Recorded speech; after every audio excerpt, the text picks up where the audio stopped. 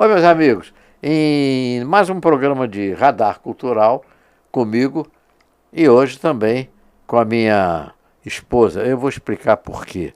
Eu ando meio esquecido e eu nomeei ela meu HD, tá certo?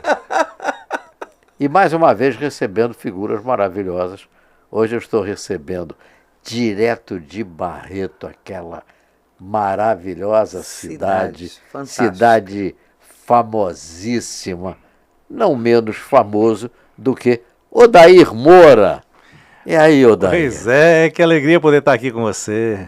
Que bacana. Rapaz, você sabia que eu era seu fã? E continuo sendo, é lógico, né? Faz favor, pelo amor né? de Eu Deus, era, né? naquela época, continuo sendo até hoje. Graças a Deus. Né? E hoje eu estou muito orgulhoso de poder estar aqui com você, para a gente bater esse papo. Quero aprender muito com você hoje sobre cultura, tá? Eu vim aqui hoje, no Radar Cultural, porque eu quero aprender sobre cultura para me levar para o Barretão. A cultura, de uma maneira geral no Brasil, ainda ela é muito esquecida. A cultura é muito firmada em ganho, quando a cultura é uma coisa que tem que ser vinda de dentro para fora.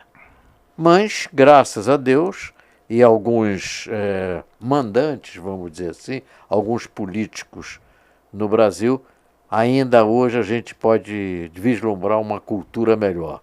Barreto, para mim, é uma das melhores regiões culturais, porque tem a cultura da terra, tem a cultura do que a gente chama de raiz. Essa cultura é muito importante. Inclusive, o Festival de Rodeio de Barreto é famoso mundialmente. É uma das maiores festas do mundo. Olha, Castrinho, quando você fala da cultura barretense, é bacana. Por exemplo, você pega a queima do alho, que é uma comida tradicional, ela hoje faz parte da cultura. Né? É uma pena que não é tão divulgada. Ela é reconhecida, né? Como cultura hoje. E foi um trabalho feito pelos independentes, que é o clube promotor da Festa do Peão. A gente tem lá o João Paulo, e o dia que você for lá, você precisa de comer a comida que o João Paulo faz, que é a queima do alho. Meu Deus. Que é a queima do alho. É uma comida tradicional que os peões, porque Barretos, o primeiro frigorífico do Brasil foi em Barretos, né? Olha que beleza. O frigorífico que os ingleses montaram lá há mais de 100 anos atrás. Cultura. E a linha do trem passava dentro. Passa ainda, só que não está funcionando. Vai voltar a funcionar agora com o Tarcísio. Pois é. Falou um nome que depois a gente vai falar, Tarcísio. Então a linha do trem passa, mas não está funcionando, dentro do frigorífico Ângulo. Olha. Antigo frigorífico Ângulo, hoje JBS. Por que passava dentro e passa dentro ainda? Porque ali os bois ia para o matadouro ali, a carne era exportada.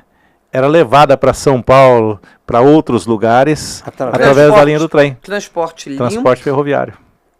Pois é. Uma indústria que se relegou às traças e que, infelizmente, está abandonada. Mas eu creio que, com o dedo do Tarcísio, vai ter isso aflore muito grande. Vai ter a retomada, o contrato já foi assinado de retomada, ainda quando ele era ministro da infraestrutura. Tarcisão. E agora vai ser retomada a reconstrução. Tem que reconstruir a linha. Ela se perdeu ao longo do tempo, tem mais de 20 anos que ela está desativada, abandonada. É impressionante um país como o nosso, que tem uma necessidade de férrea, né? Para transporte de tudo. Não é só de passageiros, não, principalmente de cargas.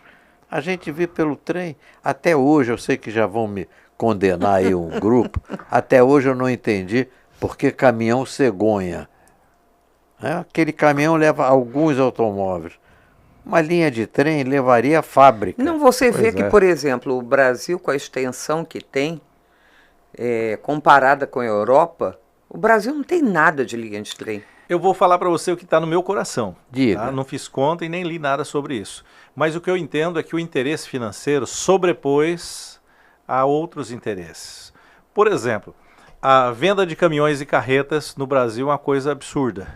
Tá? Legal, bacana. Gera muito emprego, mas também gera muita morte. Gera muito acidente. Gera muito emprego, gera receita, gera renda. E a renda é muito concentrada na mão de poucos. Exatamente. Um outro setor que não que também me faz pensar isso é o setor de pedágios. Imagina o quanto você arrecada com uma carreta saindo, vou falar de Barretos, tá? Saindo de Barretos e vindo até o Porto Santos. O quanto se arrecada de pedágio?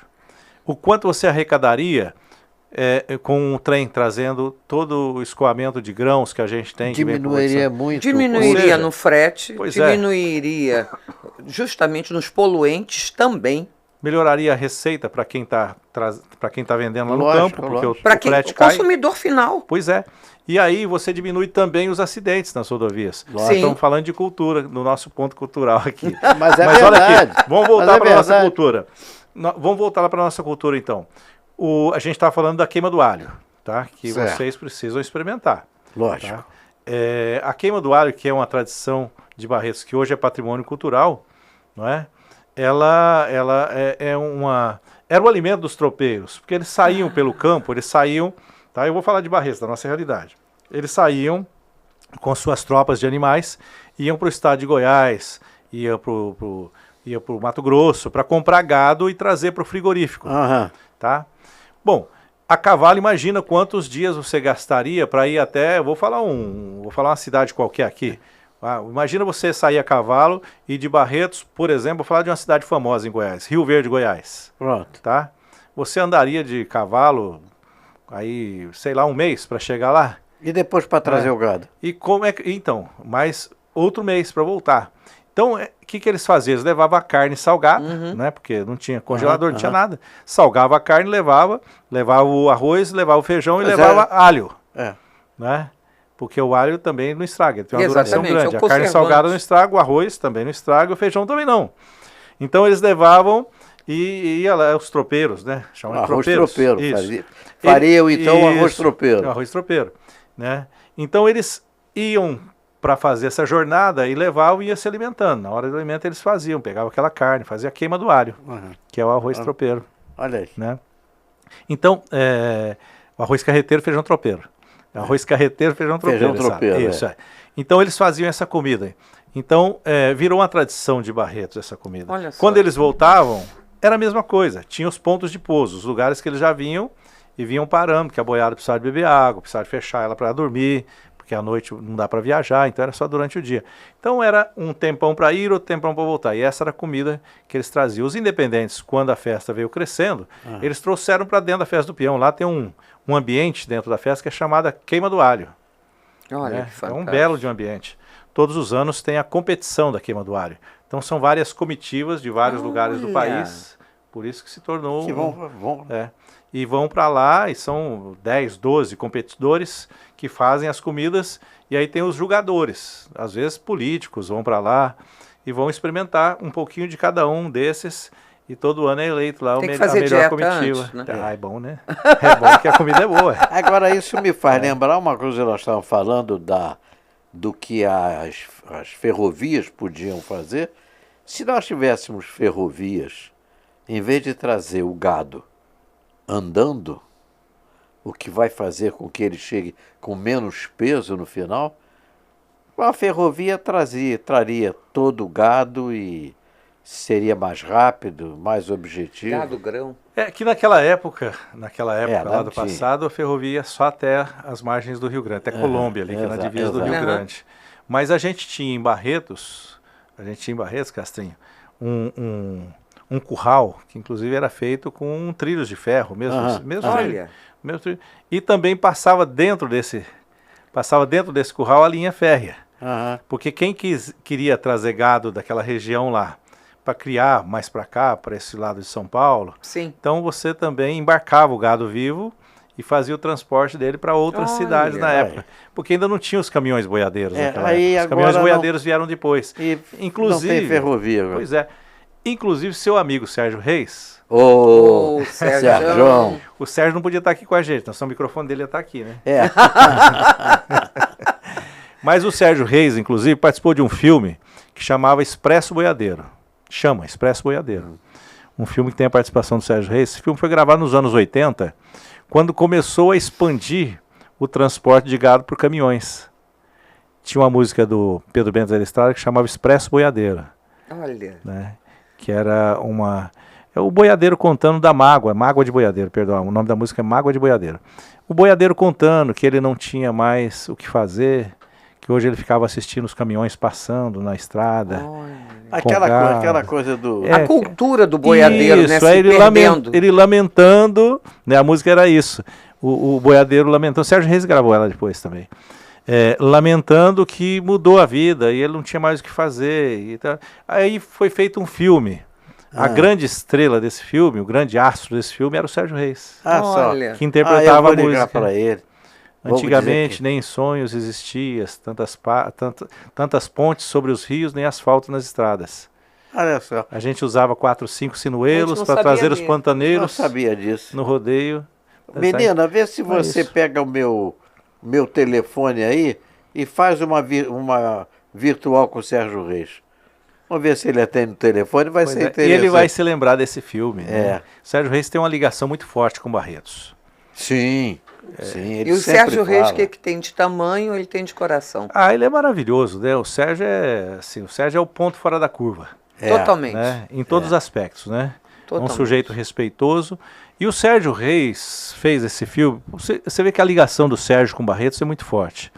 O Sérgio Reis fez esse filme, Expresso Boiadeiro, né, que foi um sucesso naquela época no Brasil, porque contava essa história com muitos detalhes. Tal. E os caminhões eram todos de Barretos, que foi ali que nasceu um dos grandes transportadores de gado, que hoje são os donos do frigorífico Minerva, que é o segundo maior do mundo.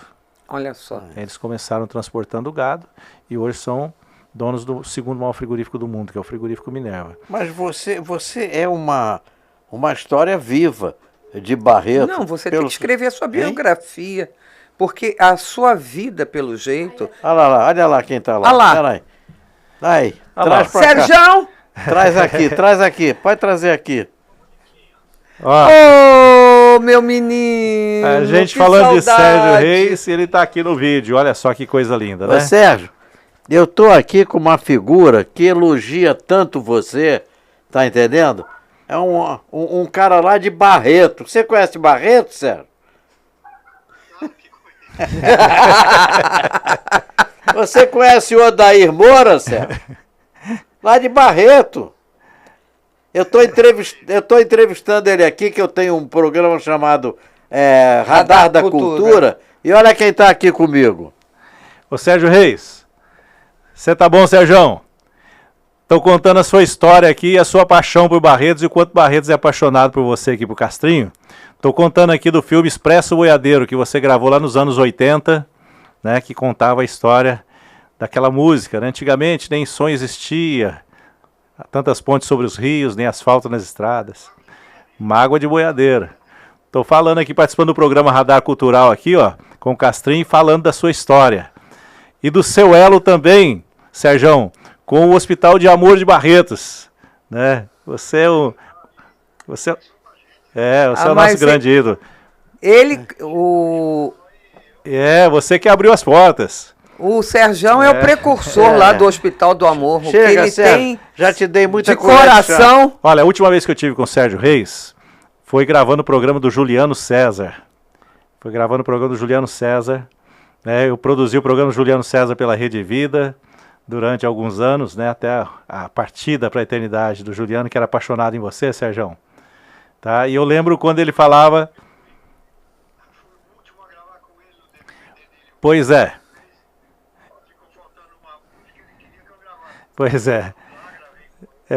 Eu estou dizendo, eu participei de todo aquele sonho, aquela música de composição do Chico Amado e Xodó. A gente estava lá em Ribeirão Preto gravando o programa um dia, ele falou assim: Odair, eu quero realizar o sonho de gravar com o Sérgio Reis essa música, cantou para mim a música, e aí nós falamos lá com o seu empresário na época, e conseguimos fazer aquela proeza de estar gravando com você, Sérgio. Você é um ídolo. Um ídolo. Chega, já dei muito cartaz para ele. O Castrinho agora tá com ciúme de você estar falando comigo. Tá? Já dei. Deus te abençoe, viu? Você é um ídolo. Obrigado. Chega. Se você quiser participar da entrevista, pega um avião e vem para cá. Castrinho, a gente falou aí com o Sérgio Reis E o Sérgio começou a lagrimejar aqui enquanto eu falava com ele. Não sei se vocês perceberam as imagens, né? Eu conheço ele. Porque eu não tenho dúvida de que ali foi um marco também na vida do Sérgio Reis. E como a gente está falando em cultura, a gente está falando da minha amada cidade de Barretos, né? Você sabe que lá eu sou conhecido como Odair Silva. Depois eu te conto por quê, tá? Calma. Tá certo. Calma, certo, Cassim. certo. Não apavore, Cassim. Não, tudo bem. Nós somos da turma do Balão Mágico. Super fantástico. É, super fantástico, amigo. Que bom estar contigo aí. nesse balão. Exatamente. Então, o que eu queria dizer para você é o seguinte, o Sérgio, ele faz parte da cultura de Barretos. Sim. O Sérgio, ele veio de um outro segmento musical e depois ele descobre o sertanejo. Eu vou te dizer de onde ele veio. Em Jovem Guarda. 63, eu tinha um programa na TV Celso de São Paulo chamado Clube dos Brotos, e ele era roqueiro. Pois é. Veio Depois, dali. Né? E aí o Sérgio teve essa transformação na sua carreira, veio para o mundo sertanejo, regravando alguns sucessos.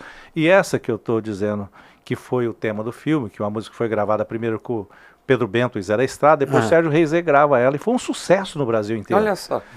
E aí despertou-se o interesse de algum produtor em produzir um filme para contar essa história, ou seja, para materializar essa história, né, trazer para dentro dos cinemas. E foi um sucesso nos cinemas de todo o Brasil, né? Mágoa de Boiadeira. Olha só. O filme chamava Expresso Boiadeiro.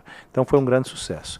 Bom, tá Mas aí voltando ao cultural, lá, É. mas me diga uma coisa, Barretos, pelo que eu conheço da cidade, ela não se resume só justamente na festa de Barretos. Não, a festa do peão, ela é um grande marco na história de Barretos. Porque Certo. ela veio linkada com essa questão dos boiadeiros que levavam os bois e traziam, né? A boiada e trazia para o frigorífico. E aí, o que aconteceu? Nessa ida e volta, os boiadeiros eles ficavam alguns dias em Barretos Certo. para depois voltar. Então tinham peões que vinham de outros estados para cá também, para Barretos. E eles ficavam ali acomodados. E como eles não tinham o que fazer, eles faziam disputa de montar. Então foi aí que começou essa história de Olha Barretos. só. Eles faziam disputa em troca de pinga. Pinga em mim. Pinga em mim, pois é. Então ficava ali, uma história muito bacana. Porque ninguém imaginava lá que seria isso que faria com que Barretos se tornasse uma cidade conhecida mundialmente. Então eles faziam ali os torneios, né? Quem ficar mais tempo no cavalo que pula, sem cabreço, sem nada, vai ganhar uma pinga. Então faziam ali a disputa e assim nasceu a Festa do Peão. Alguns amigos ali no boteco assistindo essas brincadeiras, falavam, vamos fazer esse negócio virar alguma coisa. Exato. E alguns amigos, e eles já faleceram, praticamente, acho que só tem um vivo, há muitos anos atrás, eles assistindo essa história quase 70 anos atrás, vendo isso acontecer uma vez, duas vezes, três vezes, eles pensaram, por que a gente não faz isso num lugar fechado e a gente arrecada algum recurso para ajudar as instituições de caridade da cidade. E foi aí que nasceu os independentes, porque eles eram independentes e até hoje, para se entrar no clube dos independentes, precisa ser solteiro, não pode ser casado. Olha só. Então você não pode ir lá, Castelo. Não. Tá bem casado, você é bem casado, então não entra mesmo. Não, eu também não tenho altura para montar boi, quer dizer. Não tem isso também. Não vamos entrar nessa questão. Aqui a gente está falando de igual para igual. Mas então, o que aconteceu lá no passado? Eles começaram com essa história de, vamos fazer para ajudar algumas instituições, mas também não imaginavam que o negócio ia crescer tanto. Né? Hoje nós temos lá o maior estádio de rodeio do mundo.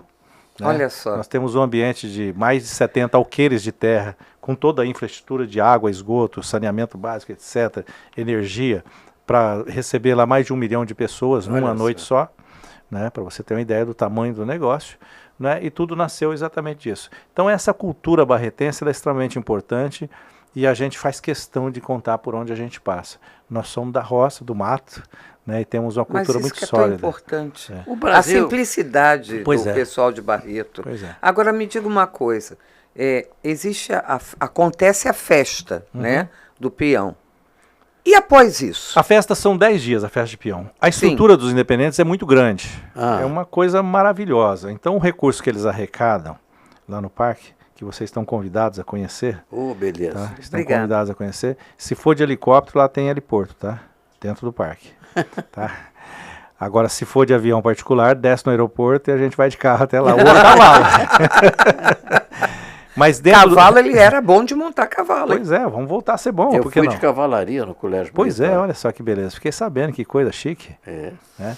Então, lá, aí, o que aconteceu? O parque cresceu muito a estrutura. Sim. Agora já começamos de alguns anos para cá. Falo nós é porque é a cidade, mas não tem nada a ver com o poder público, não tem nada a ver Não, comigo. nada. Os Independentes é um grupo privado, é uma instituição, né, à parte da cidade.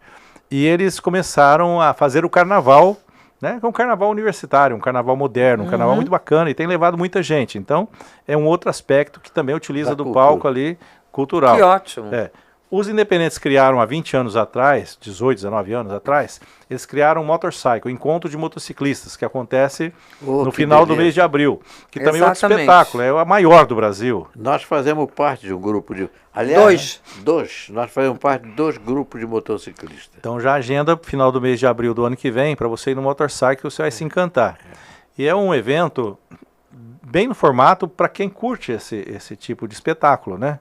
E aí nós vamos lá, eu, por exemplo, que sou velhão conservador, né? Então eu vou lá para ver aquelas motos bonitas. Exato. Exato. Não, e existe uma diferença entre um motoqueiro e um motociclista. né? Não tem, muito Nós diferente. só tem motociclista. É, no passado, ia os motoqueiros, com aqueles barulhos, aquelas coisas, tá? Aquela loucura toda. Hoje não, hoje a coisa está muito bem organizada. Organizado. É, porque eles entenderam que aquele motoqueiro maluco, ele espantava os motociclistas, a família, É o lá, marido com a é. esposa. Vocês iriam, Exato, é. vocês hoje vão lá e vão ficar encantados com a festa e vão ser respeitados, porque só tem um público do teu padrão.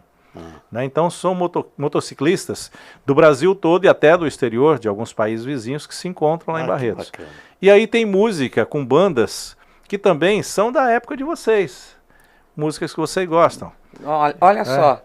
Ó, na época de vocês. Ele não se incluiu nessa. Não, porque eu sou caipira e vocês são da cidade. Adoro música caipira. Você me deu um mote. Sai bem, sai, Marlene. Você me deu um mote agora, caipira. Aos 13 anos de idade, de uma família de quantos irmãos? Nós somos em 17 no total. E eu Coitado. sou o 14º. Coitada. Bom, aos Mas 13... tudo de cabeça pequena, viu? É. É assim. Já, graças a Padrãozinho. ninguém estragou o brinquedinho. Não. Fala, olha, vem de sacanagem, não. É. Você, aos 13 anos, você estava na roça. Estava na roça, trabalhando na roça, com enxada, carpino roça. Deixa eu te contar uma curiosidade para você, já que nós estamos falando em cultura. A gente era muito pobre, Castrinho, não fala isso para ninguém, não. Eu trabalhava na roça, morava em casa de pau a pique, né? Nossa. Chão batido, não tinha energia elétrica, era lamparina, luz, e a água a gente buscava no balde, a uns 200 metros da casa, mais ou menos, para poder abastecer a casa. Baldezinho de 20 litros, né? E o que acontece? Nos dois últimos anos que eu estava na roça, eu vinha de perua escolar à noite para estudar, porque eu tinha que trabalhar o dia todo. Né? Então, essa questão também é cultural, né? Lógico. Essa questão é cultural. Então, é isso. A vida na roça ela é muito simples. Eu sou o 14º filho da família, sabe? Sou o 14º. E aí, mamãe morreu aos 49 anos, eu estava com 12 ainda. Minha mãe era novinha, apesar de bastante desgastada, com um monte de filho, a vida muito simples, muito dura. Mamãe trabalhava na roça também quando precisava, apesar de fazer todas as coisas de casa. Mas então, essa cultura caipira, ela está sempre impregnada na gente, né? É gostoso a gente falar sobre isso. Eu me sinto muito bem. É lógico. Me sinto muito bem quando eu falo isso. Só não tem passado quem nunca pensou no futuro.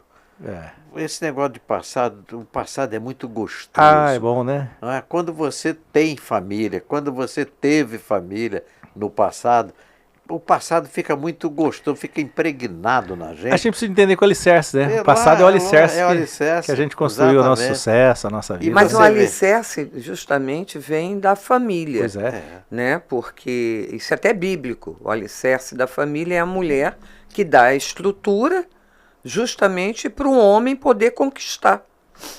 É isso mesmo. Eu disse que eu estou te entrevistando aqui, como é que tá aqui? Eu que estou te entrevistando. Eu já nem sei mais o que eu estou fazendo. Estou te entrevistando, estou sendo Não, é um bate-papo entre amigos. Aqui não tem entrevista, aqui tem um papo gostoso, aonde você me conta as coisas, eu procuro mais coisa para você contar. Por exemplo, eu sei que você é um homem de comunicação. Sim. Como é que foi esse negócio? Porque Como é que você foi parar em rádio? Em comunicação, por exemplo, eu comecei de que maneira? Fazendo gracinha no colégio militar.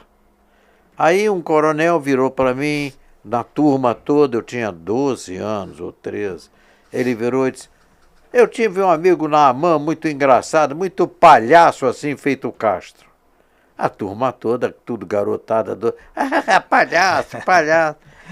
Eu já estava mudando a voz, meu apelido era Papai Noel porque eu já tinha barba, e mudando a voz. Aí todo mundo, palhaço, palhaço, eu me levantei e disse, dá licença, coronel, já com aquela voz. Ficou todo mundo assustado. Queria dizer para o senhor que eu não sou um palhaço. Todo mundo. Eu sou apenas um cômicozinho. Isso em 1953. Ousado, menino, hein? Pois é. A partir daí, ele não mandou me prender, riu muito e contou para os colegas professores. Eu passei a ser aquele garoto, não é o garoto engraçado ali. Dali eu comecei a fazer teatro e tal e fui para a vida. Eu contei como é que eu entrei na comunicação. Agora conta você.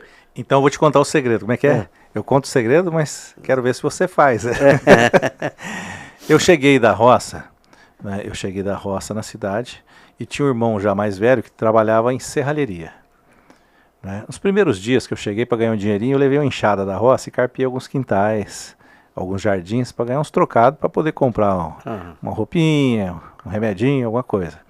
E aí depois meu irmão falou, tem uma vaga para o moleque lá na serralheria. Eu estava com 13 para 14 anos. Falei, vou lá, né? Aí fui lá, fui contratado para trabalhar na serralheria como aprendiz. E evoluí muito rápido, eu aprendi a fazer portões, portas, grades, vitrôs, né, muito rápido. E aí quando passaram 1 ano e 4 meses, 3 meses mais ou menos que eu estava na serralheria, aí chegou o gerente da rádio lá, que estava com defeito na porta da rádio. Aí chegou o gerente da rádio, tinha uns 13, 14 moleques lá, sei lá, uma turma de moleque. Na época eu trabalhava com 12, 13 anos, todo mundo trabalhava, né? Aí acho que é a melhor coisa do que ficar no meio da rua jogado. O gerente da rádio chegou e ele tinha uma fama, eu não conhecia ele, mas tinha uma fama de ser chato, ser enérgico, um sujeito muito exigente e tal, né? Aí o que aconteceu? Eu fui lá, ele falou assim, eu quero que aquele moleque magrelo lá vai consertar o portão. Eu quase morri de medo, né? Você já foi magrelo? Mas muito magrelo. Se você pegar uma foto minha daquela época, você só vai achar a orelha e os dentes. Você não vai me achar. Aí você vai perguntar, cadê o Odair dessa foto? Né? De tão magrelo. Então, isso aconteceu comigo. Aí fui consertar a porta da rádio, Castrinho. Quando chego lá, Marlene, conserto a porta da rádio, eu percebi que tinha que trocar a fechadura e que tinha que trocar os rolamentos em cima que corria no trilho. Tirei a porta da rádio, levamos para a serralheria, troquei os rolamentos, troquei a fechadura, instalei a porta, fechou. O gerente falou, você é muito bom de serviço, moleque, você vai trabalhar comigo. E aí, voltei para a serralheria. Falei, olha, recebi uma proposta de trabalho na rádio. Aí o dono da serralheria, seu Orlando, querido, né, um nome brabo demais da conta, teu tamanho, mais brabo. Castrinho mais brabo.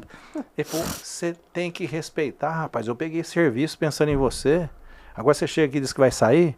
Aí eu virei para ele e falei, não, mas o senhor pode ficar sossegado, eu vou cumprir o compromisso. Qual o serviço? Eu peguei serviço, não sei o que, pegou uns papéis na minha mão e falou assim, você tem que me entregar isso aqui, como é que eu vou ficar com o cliente? Aí eu falei, pois não, eu vou fazer, esse compromisso aqui eu vou cumprir.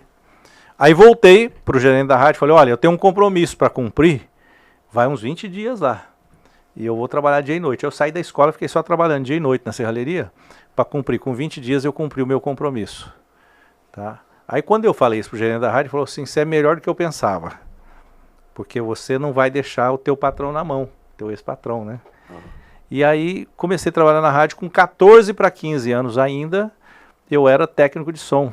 Comecei como técnico de som, comecei aprendendo como técnico de som e entrava às 5 da manhã, mas eu tinha que entrar às 4 porque eu tinha que acordar o gerente todo dia, então não tinha jeito de atrasar. Porque era aquele telefone de manivela, né? Você viu, essa moçada nova aí não viu isso não. Aquele telefoninho de manivela. Então eu tinha que acordar o gerente, porque ele ligava o transmissor da rádio, então não podia atrasar em hipótese alguma. E foi aí que começou a minha trajetória no rádio. Quando eu comecei no rádio,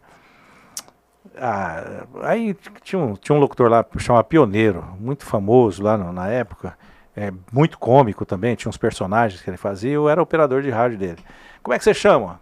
Odair de Moura e Silva. Esse nome seu, nossa, que nome feio, hein? Meu Deus do céu, não tinha outro nome pra você não? Ah, você vai chamar, não sei, começou a botar apelido, né? Ah, não sei o que, só tem orelha, topogijo, não sei o que. Começou a botar apelido, né? Aí chegou um outro locutor lá da época, falou assim, não, mas não é assim não, esse apelido feio. Como é que você chama? Odair de Moura e Silva. Então tira esse Moura fora, fica Odair Silva.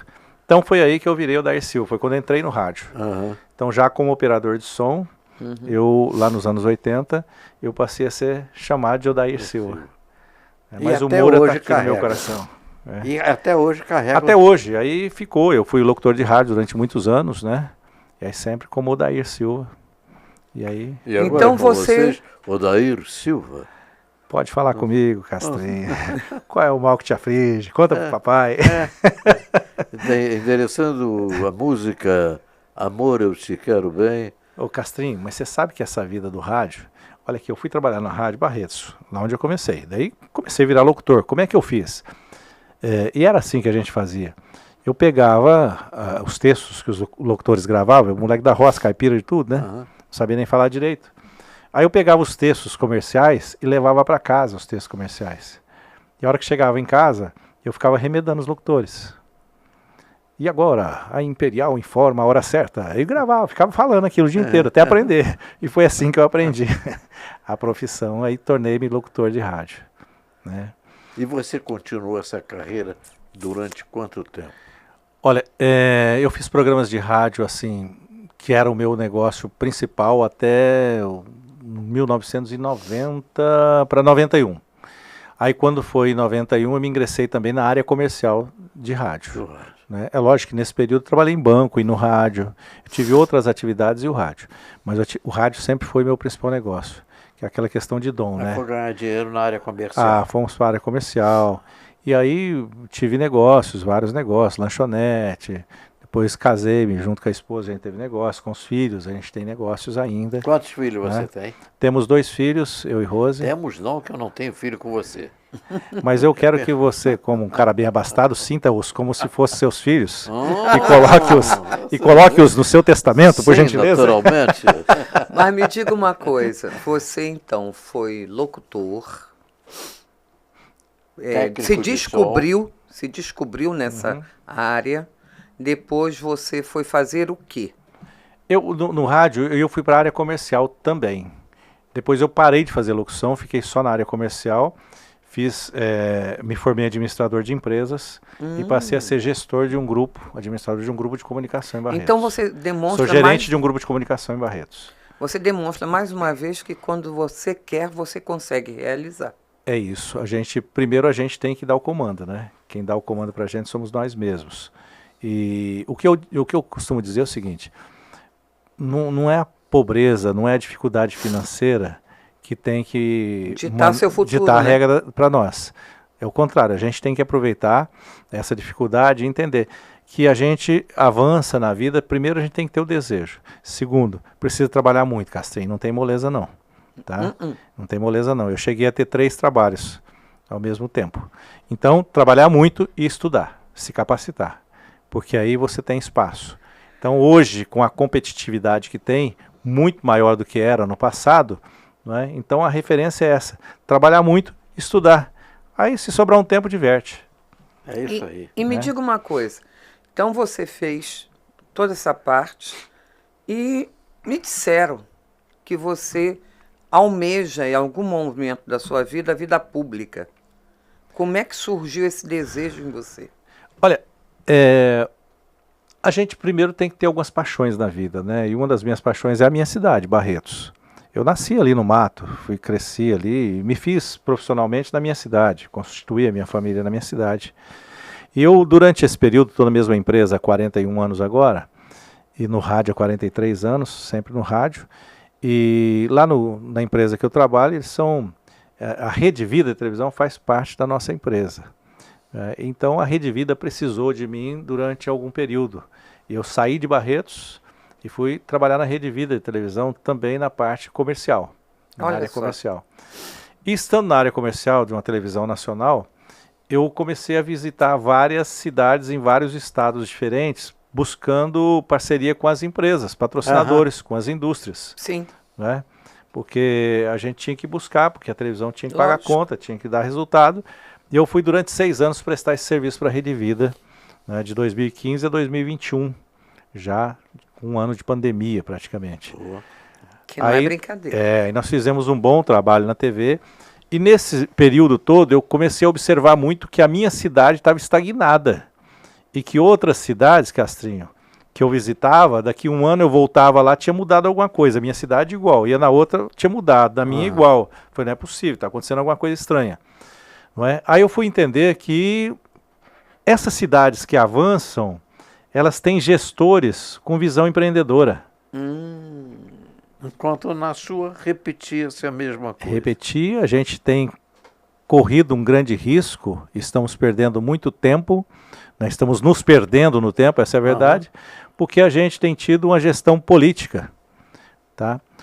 A política ela é um elemento, a política é um caminho. Exatamente. Ela é um caminho, mas política é para ser feita na época de política e nos momentos de se fazer política. Fora disso, o que eu aprendi é que tem que se fazer gestão. E eu, como administrador de empresa, né, eu entendo que a minha cidade hoje necessita de um gestor. O problema de vários municípios não é dinheiro, mais dinheiro ou menos dinheiro, é gestão, é você aprender a zelar, é você Exatamente. saber fazer conta, é você olhar para números e entender. Que eu vejo o governador Tarcísio fazer isso, a todo momento. O que o Tarcísio faz? Ele pega números e olha para os números. Eu tive recentemente com o Jorge Lima, que é secretário de Desenvolvimento Econômico do Estado de São Paulo, mineiro, engenheiro por formação, mas um homem de uma sabedoria muito grande. Quando eu vou falar com ele, eu começo a contar algumas coisas de Barretos e falo, pode parar, Odair. Eu já sei tudo da tua cidade. Eu falo, mas como assim o senhor sabe tudo? Antes de vir para cá, eu olhei os números. Vocês estão perdidos no tempo há 30 anos. Eu falei, não, faz 25. Ele falou, não, faz 30. Eu tenho números aqui. Faz 30 anos que o Barretos está estagnado. Então, quando eu fui pegando essas informações e entendendo, eu me coloquei à disposição na última eleição como candidato a deputado estadual. E aí eu me coloco à disposição, mais uma vez agora, da minha cidade, como pré-candidato a prefeito, exatamente para a gente trazer esse modelo de gestão da iniciativa privada para dentro do setor público. Eu estou vendo o Tarcísio fazer isso, está dando certo. Eu estou vendo o Zema fazer em Minas, está dando certo. Eu estou vendo o Ratinho Júnior fazer isso lá no Paraná, está dando certo. Ou seja, nós já sabemos como é que faz para dar certo. Só que a gente às vezes aposta mais em político do que naquele que faz gestão. Exatamente. E aí está o grande problema que a gente tem vivido. E às vezes o político não sabe escolher o gestor que precisa. O que é ainda pior, Castrinho. Pois é. Às vezes ele é tão incompetente, ele tem voto, mas não tem competência. Exato. E às vezes ele é tão incompetente que até na hora de escolher o time, ele é ruim de escolha. Tem um amigo meu que diz o seguinte, fala, onde é que esse cara aponta o dedo? Ele tem um dedo podre. Ele tem dedo podre. Fala isso mesmo. Esse cara tem dedo podre. Onde é que ele aponta o dedo, dá errado. E nós temos grandes exemplos aí. Como temos também exemplo de dedo bom. Temos. Sim, sim. Quando o dedo vira para o Tarcísio, não tem jeito. Certo. Quando o dedo vira para o Guedes, certo. Isso. Quando o dedo vira para um Heleno, por um Ricardo Salles, monstro, menino inteligente, maravilhoso. Tivemos o prazer guerreiro, de estar com corajoso, ele. destemido. Muito. Né? Então, é isso que a gente precisa de gente com essa seriedade, né, para cuidar das coisas públicas. Eu comecei a entender, e olhando para números também na minha cidade, que o problema não é recurso, mais recurso ou menos recurso. Não, é saber administrar o recurso que você tem. Saber administrar o recurso que você tem. É pegar o pouco e fazer muito com ele. Exato. E sempre vislumbrando o futuro, porque como a gente está falando sobre cultura, a gente tem que investir no futuro pensando em quem? Nas crianças, nos adolescentes, porque eles são o nosso futuro. Isso mesmo. O Barretos, voltando um pouquinho para o nosso mundo do Barretão, Exato. Quando vocês forem lá, vão ter a oportunidade de conhecer onde nasceu a Festa do Peão, recinto Paulo de Lima Correia, hoje tombado. Era do governo do estado, o governo doou para o município já há alguns anos, né? Foi feita uma restauração com muito dinheiro, mas serviço mal feito, desperdiçado, torraram dinheiro, tá? Mas é um patrimônio cultural invejável. São poucas cidades que têm o que nós temos lá. O berço do rodeio no Brasil está como era, precisando de ser bem cuidado, zelado. E ali, quando eu passo, Castrinho, a gente que é empreendedor, né? A gente tem um defeito muito grande. A gente olha para o terreno, a gente enxerga o prédio pronto, com pessoas habitando. Você olha para um terreno, você enxerga uma escola funcionando, com professores dando aula. É uma loucura a cabeça de quem é empreendedor. Porque você não vê simplesmente um terreno. Você olha para um rio, você vê barcos navegando, pessoas pescando, é coisa maluca. Né? Quando a gente conta isso para algumas pessoas que não têm essa visão empreendedora, é difícil de entender. Mas você quando olha para um restaurante já vê fila na porta. Eu vejo fila na porta e dá fome em mim também. Então, é isso. O empreendedor ele tem essa visão que é diferente de outras pessoas comuns. É você olhar para o nada e enxergar alguma coisa. É visão macro. Visão macro. Então, o recinto Paulo de Lima Corrêa, que é um patrimônio cultural hoje barretense, que vocês terão oportunidade de conhecer, ali tem que ser um grande centro cultural regional. Porque ali nós podemos trazer um grande formador cultural ali para dentro. Ali a gente pode ter uma escola de teatro ali dentro. Sim. Tá? Sim. Ali dentro, o Castrinho, ali a gente pode ter escolas de pintura, a gente pode ter uma diversidade de incentivos culturais que hoje... Uma diversidade cultural ali dentro. Nós temos um outro patrimônio que é nosso, que é de Barretos, que é a catira. Você já viu falar de catira? Não, desculpe, mas infelizmente... Pois é.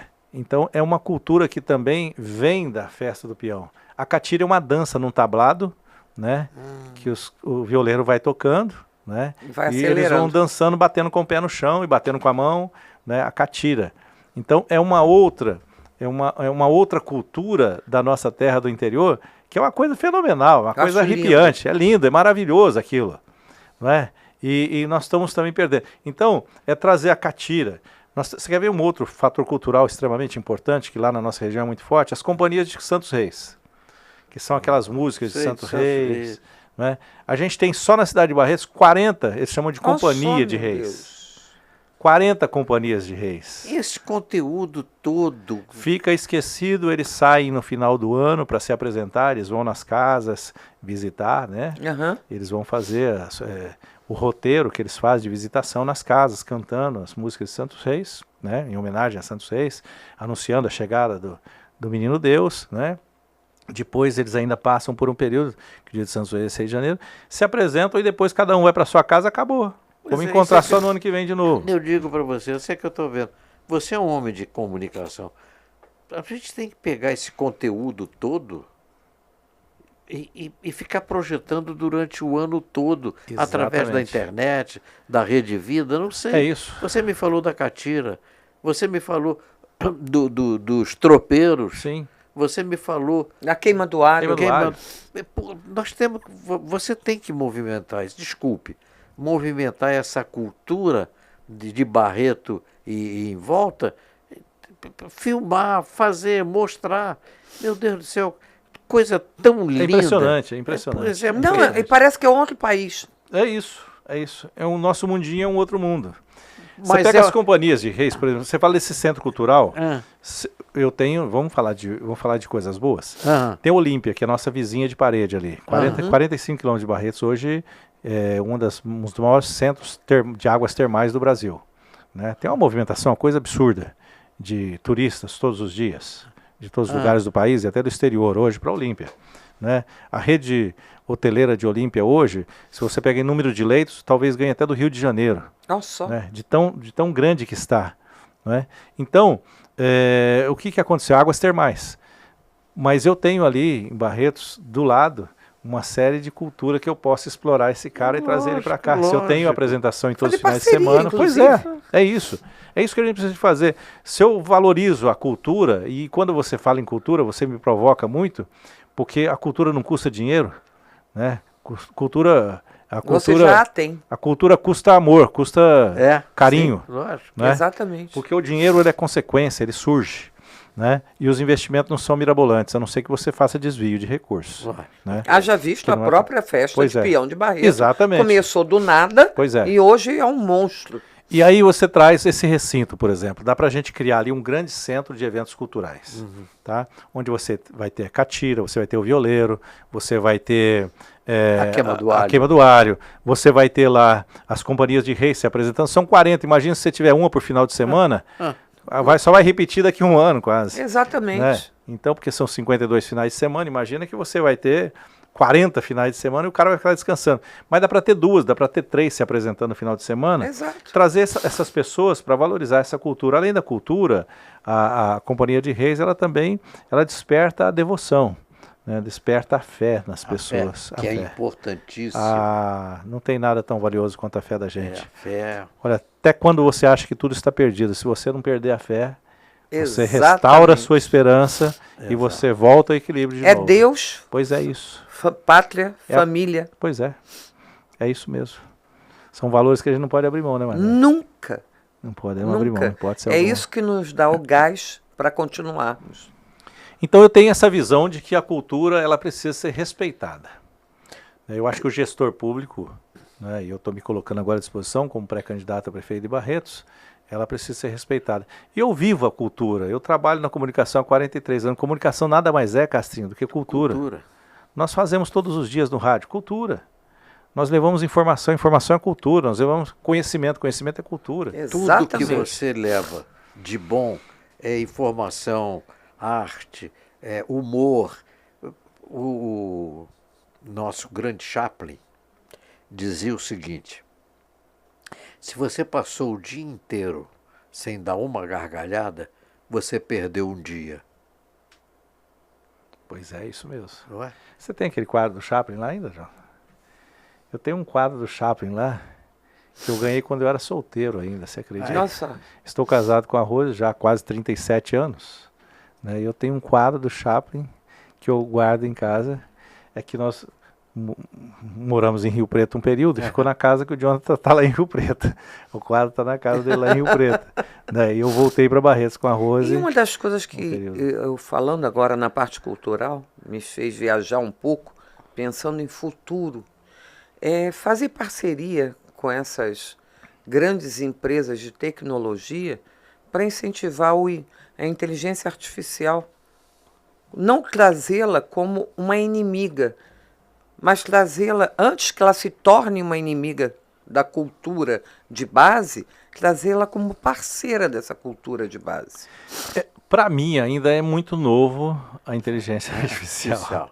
A inteligência artificial é muito novo. Eu confesso ainda ser temeroso, medroso ainda com relação à inteligência artificial. Mas a gente não pode... A gente tem que respeitá-la. Isso, tem que respeitar, não pode menosprezar. Não. E a gente precisa de entender o quanto a tecnologia pode somar. Exatamente. A gente tem que ter uma preocupação muito grande de pôr limite. Exatamente. Mas eu acho que ela pode contribuir muito com a cultura. Tudo isso que eu estou falando para vocês aqui, né, toda essa história do passado, ela pode ser revigorada através da inteligência artificial. Exato. Mas não podemos ficar dependentes da inteligência artificial. A gente não pode nunca abrir mão dos talentos. Uma das coisas que eu estava lendo outro dia de um grande neurologista, eu estava vendo o vídeo dele na realidade, ele falou que o grande problema hoje das inseguranças, da preguiça e depressões e tudo, é que as pessoas pararam de ler e de escrever. As pessoas só estão teclando. A primeira coisa que ele recomendaria era eliminar os computadores nas salas de aula até a fase de 11 anos para justamente os neurônios se desenvolverem e a pessoa ter a sinapse, que é a comunicação de um neurônio com outro, justamente escrevendo. Eu acho que isso tudo só vai ser controlado com um bom gestor. Exatamente. Porque o gestor é que vai dizer, você conhece isso? Então faz isso aqui. Você conhece isso? Sim. Faz isso aqui. E eu espero que realmente o mundo, Barreto, acorde para colocar lá um bom gestor. Capacitado. Uma pessoa que tenha nascido e vivido em Barreto, que é muito importante. Uma pessoa que tenha comunicação com Barreto, uma pessoa que tenha família em Barreto, uma pessoa que pode até chamar de Omar Silva, Odair Silva, uma pessoa que pode fazer alguma coisa que está sendo precisa em Barreto. Eu te trouxe aqui para a gente conversar, que eu queria muito saber da sua história, da sua parte cultural. Estou vendo um livro aí do teu lado. Ó, esse livro aqui tem uma história muito legal, viu? Esse livro aqui, eu fui, além do meu trabalho, além das atividades todas, né? Que eu não tenho preguiça de trabalhar, não. Eu gosto muito de trabalhar. Lá em casa eles falam que eu sou exagerado. Né? Diz que eu sou exagerado. Você sabe que eu cheguei a trabalhar, eu cheguei a trabalhar 18 horas por dia durante um bom tempo. Né? Então eu tinha pouca hora para dormir. Isso não me assusta, mas tudo. E acabou me trazendo um problema de saúde muito sério lá atrás. Mas eu fui voluntário em algumas instituições, entre elas a Santa Casa de Barretos. Olha. Fui diretor como voluntário lá por um período. Fui também conselheiro da Fundação Educacional de Barretos, que é a nossa faculdade, onde eu me formei administrador de empresas. Também fui conselheiro por um período, retribuindo a Santa Casa e retribuindo também a nossa instituição de ensino superior em Barretos, que é a nossa Fundação Educacional. Mas quando eu estava na Santa Casa, o senhor João Monteiro, que é o diretor da Rede Vida, o criador da Rede Vida de televisão, ele nos pediu que fôssemos em 3 diretores ao Amapá, lá no Macapá, para fazer uma apresentação na Assembleia Legislativa de um hospital filantrópico, como é que funcionava o hospital filantrópico. Na época, o Sarney pediu para o seu João que pedisse para alguém fazer isso, e eu fui lá com mais 2 amigos, o Buque e o Renato Peguim, 2 grandes amigos e irmãos. Fomos lá, fizemos uma apresentação de como funcionava, encantamos lá o pessoal, inclusive o hospital já deve estar em funcionamento, não voltei lá, já tem 11 anos isso. Olha só. Mas eu tive informação que já está em funcionamento o hospital, que aliás soube também que está se transformando no Hospital de Amor, inclusive para o tratamento oncológico. Olha, que maravilha. Tratamento inicial de oncologia, né, numa parceria com o Hospital de Amor de Barretos. Mas lá eu fui conhecer, depois da nossa visita, depois de cumprir o compromisso na Assembleia, eu fui conhecer o Marco Zero, que é o Marco Zero. O Marco Zero, exatamente. Onde está a divisa do hemisfério norte com o hemisfério sul. Exato. Né? Onde é exatamente o centro do planeta. Uhum. E quando eu estava lá, eu recebi a mensagem para escrever um livro. Mas eu não sabia que livro, não sabia o que escrever, quando começar, como começar. Mas a inspiração veio e ela não me abandonou. Então eu fui cobrado por essa inspiração durante um período. Depois de um ano, mais ou menos, eu comecei a escrever esse livro, terminei em 2017, né, que é o Marco Zero, o seu ponto de encontro. É exatamente o centro do universo. Marco Zero. Todas as vezes que a gente tem um problema na vida, o Castrinho, eu posso ter amanhã, já tive alguns, você pode ter, já teve alguns, você, Marlene, já teve alguns e vai ter outros, porque os problemas surgem, às vezes, quando a gente menos espera. E o que a gente não pode desesperar, a gente precisa entender que nós temos um ponto de partida. Nós precisamos de ir para o nosso centro. E foi aqui que eu tive a inspiração, no centro do planeta. De que todas as vezes que a gente tiver algum problema que a gente achar que não tem controle, a gente precisa voltar para o centro. Para o nosso centro. E a partir daí você encontra a solução ou encontra caminhos para recomeçar. Então esse livro, ele tem esse objetivo, né, de mostrar que nós temos um ponto de partida e às vezes nós precisamos de voltar nele. Exatamente. Que é o nosso Marco Zero. Está aqui no nosso coração. Você já assinou a dedicatória? Vou fazer para você com muito carinho. Aliás, como eu fui convidado por você e pela sua digníssima esposa, eu quero fazer para os dois, porque eu só tenho esse livro. Eu só tenho mais esse livro. Não tem nada. É Andréia Castrinho o nome dela. Entre Castrinho e Andréia Castrinho. E o interessante, você agora me lembrou uma coisa. Eu estive lá. Pois é. Foi, no Marco Zero. Eu estive lá no Marco Zero. É uma coisa impressionante.